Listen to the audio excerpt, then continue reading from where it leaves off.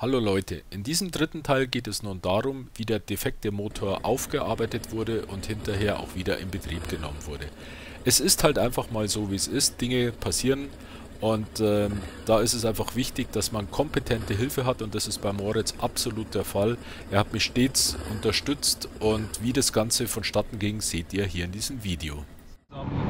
Es ist ein trüber Novembertag und das macht aber nichts. Die Stimmung ist deswegen trotzdem sehr gut. Und zwar bin ich jetzt auf dem Weg zum Moritz, zum Motorritz. Ich habe den Motor mit dabei, der wird heute überarbeitet. Da freue ich mich schon sehr drauf und einfach dabei bleiben. So, ist jetzt auf dem OP-Tisch. Alle Schrauben gelöst.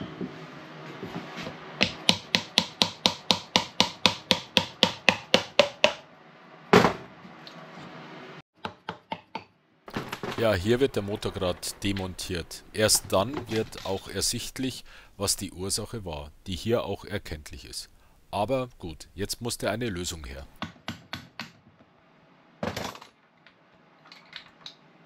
Nachdem der Motor demontiert war und die Ursache festgestellt wurde, musste jetzt eine Lösung her. Es gab mehrere Lösungsvarianten, aber ich habe mich für die Variante mit dem Aufbau eines 3AJ-Zylinders entschieden.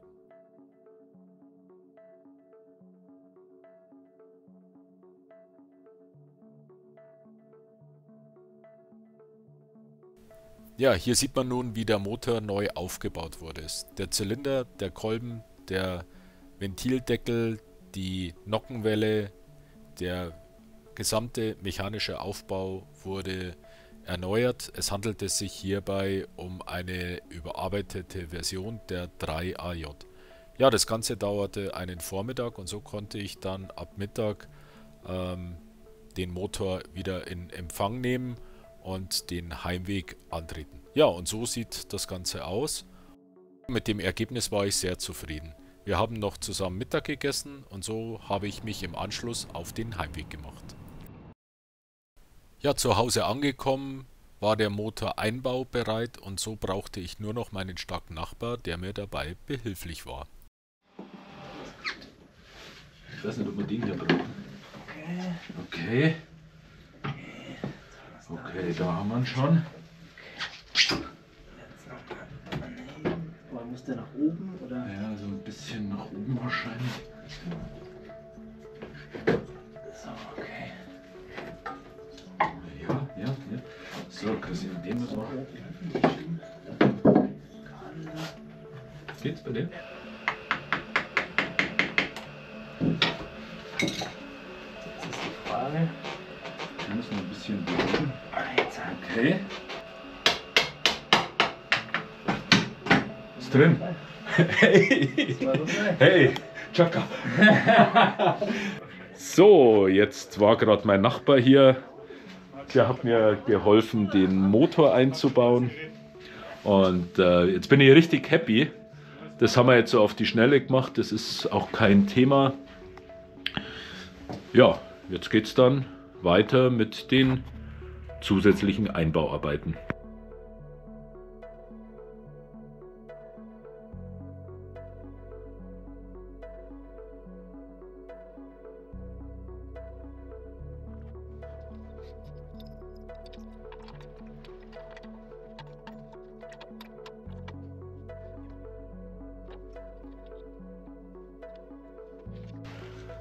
Genau, da ist also hier überhaupt keine Spannung drauf. Hier ist dieser Bolzen, der die Schwinge und den Motor hält. Ja, aber zumindest ist schon mal der Motor jetzt an Ort und Stelle. Noch ein Tipp, wichtig ist, dass diese Platte hier oben, ich sage jetzt mal nicht die Motor trägt, die sollte als letztes befestigt werden. Ich denke, das ist nur mal für Führungszwecke hier, weil hier an dieser Schraube hängt der ganze Zylinderdeckel und da sollte nicht das Gewicht des Motors dran hängen, aber der war, wie gesagt, das war bei mir ganz locker. Ich habe das jetzt als letztes zugeschraubt. Hier vorne diese Kralle, die werde ich jetzt noch festziehen und hier unten ist auch noch eine Schraube. So, die Ansicht von der anderen Seite. Hier nochmal die Bezeichnung der 3AJ. Ist also kompletter Aufbau neu durchgeführt worden. Zylinder, Zylinderkopfdeckel ist neu. Neuer Kolben.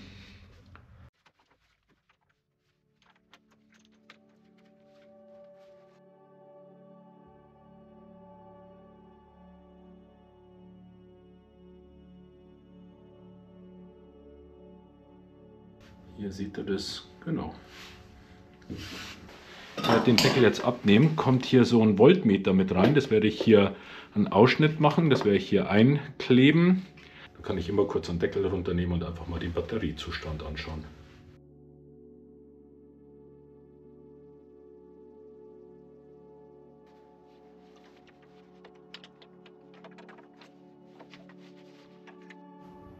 Ich habe jetzt die Ölleitung hier wieder befestigt. Hier ist so ein kleines Schutzblech. Mit dieser Schraube ist dieses Schutzblech für die Kettenschutz und hier kommt die Ölleitung zum Tank. Dann habe ich hier diesen Deckel befestigt mit einer neuen Dichtung, ein bisschen Dichtmasse, handfest angezogen.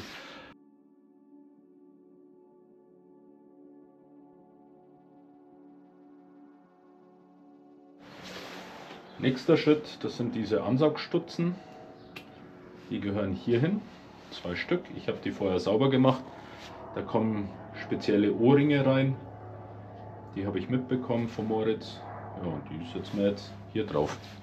Ja, das sind jetzt diese Ringe hier. Das sind spezielle. Genau, die kommen jetzt hier rein. Und vielleicht noch ganz wichtig, hier oben dieser Stutzen, den man hier sieht.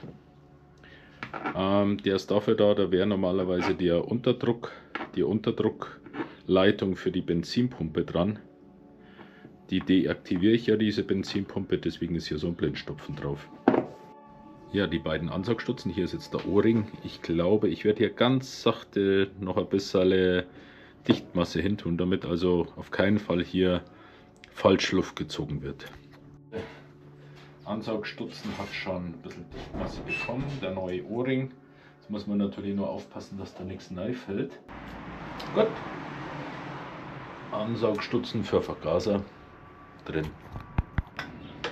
Hier habe ich übrigens einen Öltemperatursensor eingebaut. Ist die Ölleitung fest. Naja, ob sie dicht ist, werde ich dann sehen, wenn ich es einfülle. Der Ölkühler kommt jetzt als nächstes hin.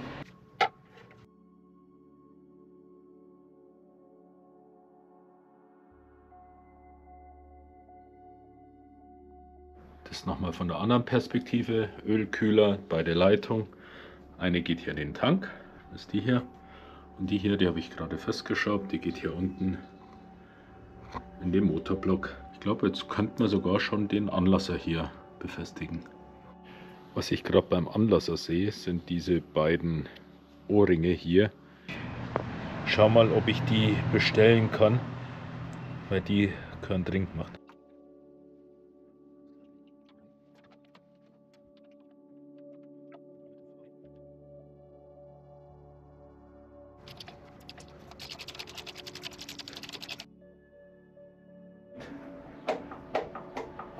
Sehr schön. Okay. So schaut jetzt der Montagezustand aus. Ich denke, im Großen und Ganzen ist schon viel da. Es fehlt noch der Vergaser und noch ein paar kleine Themen, die noch offen sind.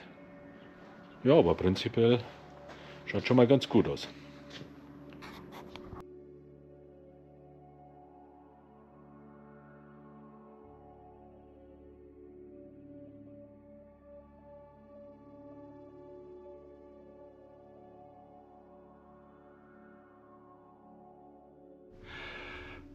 War jetzt richtig anstrengende Arbeit, den Vergaser hier reinzubekommen. Ich weiß jetzt zwar immer noch nicht, ob er gescheit sitzt. Dann ist hier oben ja die Stromleitung. Recht eng alles. Ich habe den Vergaser eingebaut. Hier auch mit den Schellen an diesen Ansaugstutzen festgemacht.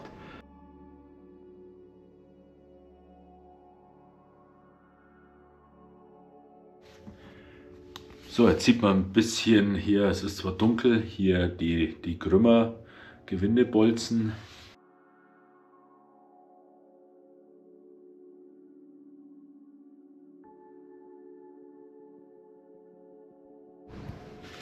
So, Grümmer ist dran. So, hier liegt der Auspuff und jetzt wird der Auspuff montiert.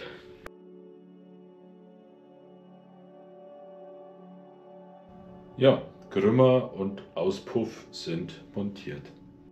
Ich zeige es nochmal im Detail. Hier die Grümmer, zweiseitig, geht ohne Berührungen hier unter den Öltank. Hier ist die Schelle für Grümmer zum Auspuff, kommt man gut hin. Hier wird der Auspuff befestigt mit der einen Schraube und hier oben ist die zweite Schraube. Damit habe ich jetzt neue Benzinleitung und die kann jetzt eingebaut werden. Ich zeige euch jetzt, was ich hier in diese Box hier reingebastelt habe.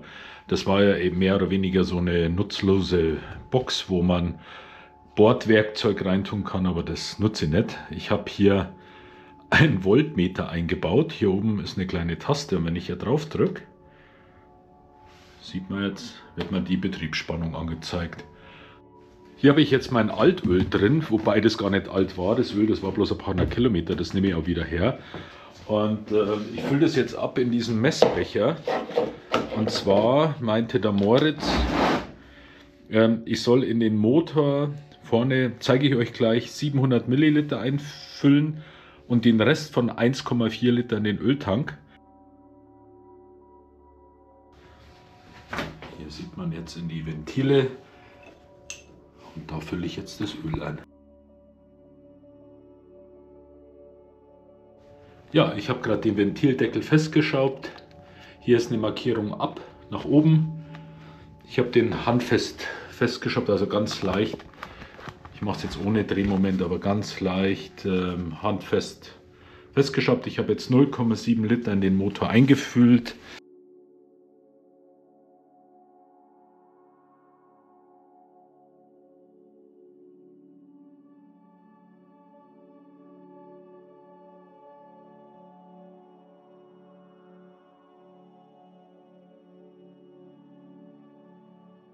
Ja, einen schönen guten Abend aus der Garage. Kurzes Update. Ich habe jetzt die Schläuche hier eingebaut. Und zwar habe ich den Tipp auch wieder von einem Kumpel bekommen, vom Stefan. Vielen Dank dafür. Die Schläuche für den Vergaser sind 2 Stück. Sind relativ schwierig hier reinzubekommen. Der Platz ist brutal eng. Ich habe die Schläuche sozusagen erstmal ohne diesen Filterkasten. Ich habe den zerlegt, habe die Schläuche rein, habe die tagsüber auch auf die Heizung gelegt, dann waren die schön weich. Jetzt hier in der kalten Garage sind die furchtbar hart. Eingesetzt, danach diese Schläuche hier durch den Filterkasten gezogen. Jetzt baue ich von unten nach oben den Filterkasten auf und dann ist das auch erledigt. Ja, ich habe es geschafft. Ich habe diesen Luftfilterkasten nun montiert. Das Thema waren diese Hutzen, diese Ansaughutzen, die müssen hier eingefädelt werden. Hier ist ungefähr so eine Aussparung und hier oben müssen die gleichzeitig eingehängt werden. Ich habe es aber jetzt geschafft, hat auch wieder eine gute Stunde gebraucht, aber jetzt sind sie drin. Der Luftfilterkasten ist montiert, jetzt kann der Tank drauf.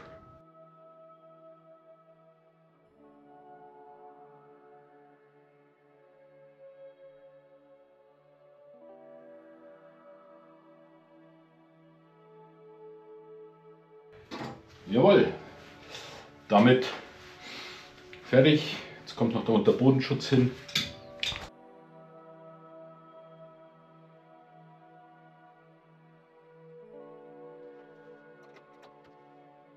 Ja, jetzt ist der Tag der Inbetriebnahme. Jetzt geht es gleich hier los. Ich würde vorschlagen, ich mache jetzt erstmal den Benzinhahn auf. Den hier. So, schauen wir mal, jetzt läuft schon rein. Ich lasse jetzt erstmal ohne Zündkerzenstecker mal laufen. Das ist ein bisschen das Öl.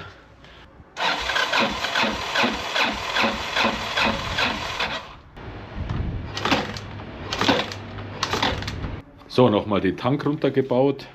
Schaut, ob ein Zündfunke da ist, der ist da. So, nächster Versuch. Ich habe den Tank runtergebaut, habe geschaut, ob der Zündfunke geht, Benzin kommt, hängt noch am Ladegerät dran und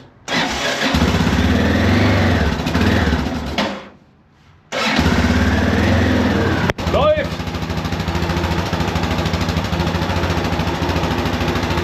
Ich muss jetzt nur noch den Ölkanal entlüften und dann nehme ich euch mit raus und dann schauen wir uns das draußen nochmal an.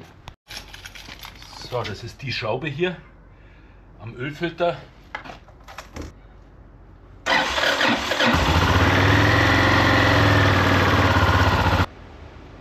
Oh, schon heiß.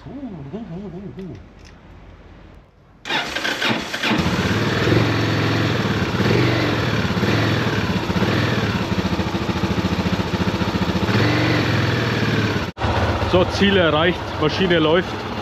Nach 2 Monaten Reparaturarbeit geschafft. Sie ist wieder da und es fühlt sich so richtig super gut an. Ich habe jetzt die Stange also ein bisschen höher dreht. Ich muss jetzt einfach noch mal ein bisschen laufen.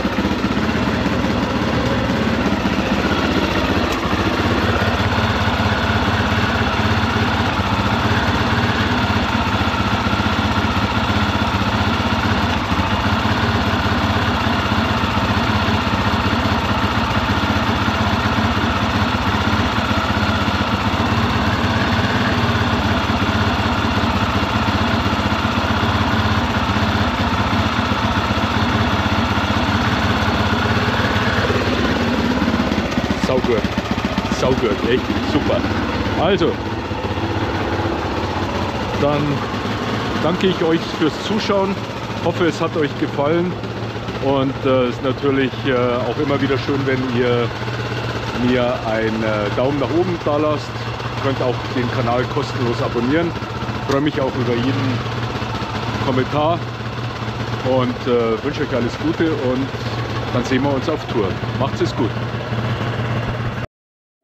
Mein besonderer Dank gilt an dieser Stelle Moritz für die kompetente Hilfe und auch meinem Kumpel Stefan, der ebenfalls eine 1VJ sein eigen nennt und mir auch schon aufgrund seiner Aufarbeitung mit Rat und Tat zur Verfügung gestanden ist. Vielen, vielen Dank dafür. Bis zum nächsten Mal. Hallo Leute, wenn euch das Video gefallen hat, lasst mir bitte einen Daumen nach oben da, abonniert meinen Kanal. Aktuelle News seht ihr auch auf meinem Instagram-Channel 2Wheels4Adventure. Bis zum nächsten Mal.